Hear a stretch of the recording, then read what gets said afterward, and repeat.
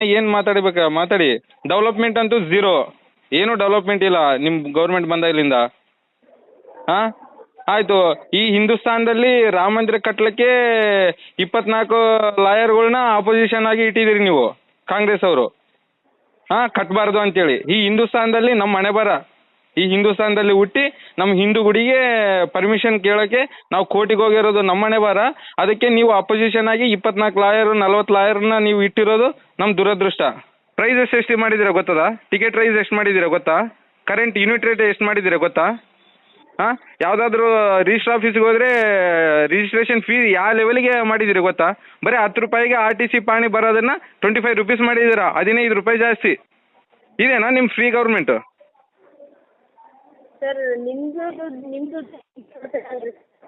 ಏನೋ ಅದೇ sir 2000 free ಅಂತೀರಲ್ರಿ sir, ಹಾಂ. ಗೃಹಲಕ್ಷ್ಮಿ ನಿಮ್ಮ ದುಡ್ಡು ನಿಮಗೆ